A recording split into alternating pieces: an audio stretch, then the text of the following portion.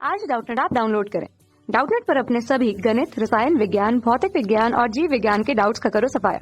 बस प्रश्न की फोटो खींचो, एक ही प्रश्न को क्रॉप करो और तुरंत वीडियो सोल्यूशन पाओ। अभी डाउनलोड करें।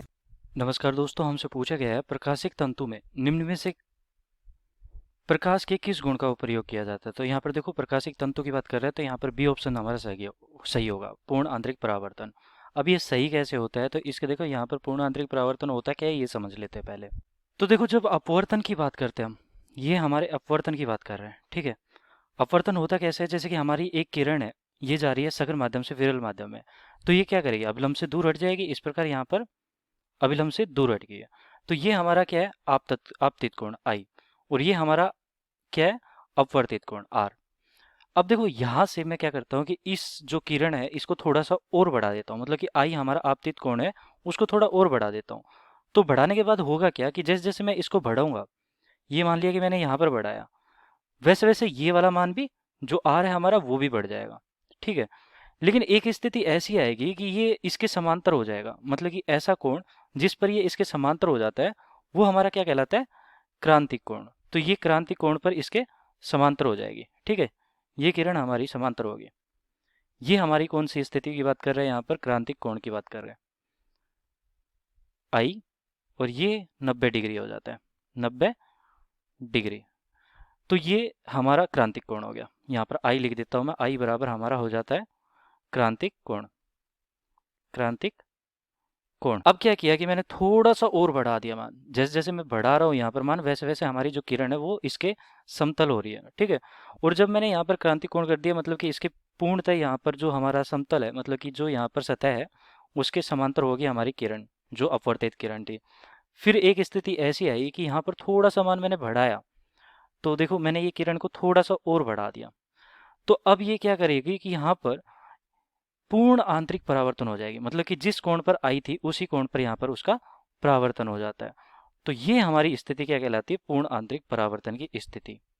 ये कोण और ये कोण यहाँ पर बराबर होते हैं, और ये आई बराबर आर हो जाता है, आर और ये आई कोण, ठीक है।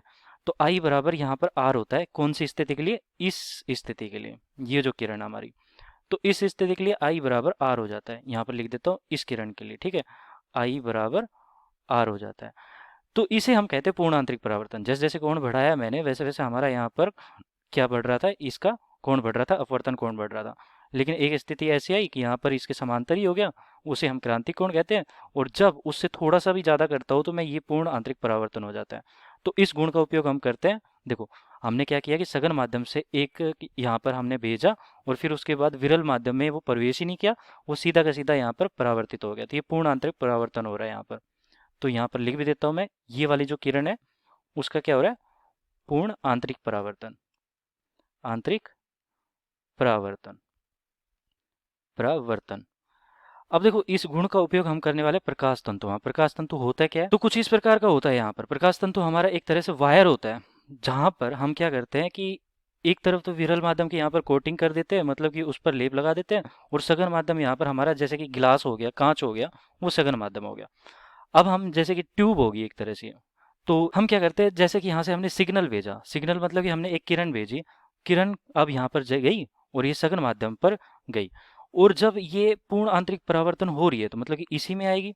और इस कोण पर भेजा हमने कि पूर्ण आंतरिक परावर्तन हो रहा है, क्योंकि यहाँ पर विरल माध्यम में गया ही नहीं, मैंने बस समझा दिया कैसे होता है वो।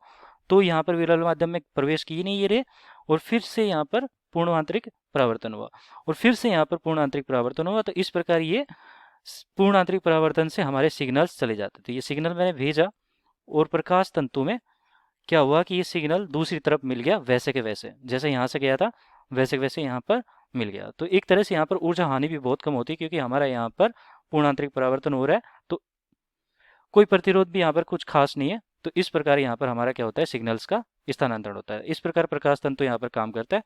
तो यहाँ पर सिद्धांत कौन सा हो गया हमारा, पूर्ण आंतरिक परावर्तन का गुण का प्रयोग करते हैं प्रकाश के। धन्यवाद। कक्षा 6 से 12वीं से लेकर नीट, IIT, JEE वो एडवांस के लेवल तक 1 करोड़ से ज्यादा छात्रों का भरोसा। आज ही डाउनलोड करें डाउटनेट ऐप या व्हाट्सएप करें अपने सारे डाउट्स 8400 400 400 पर।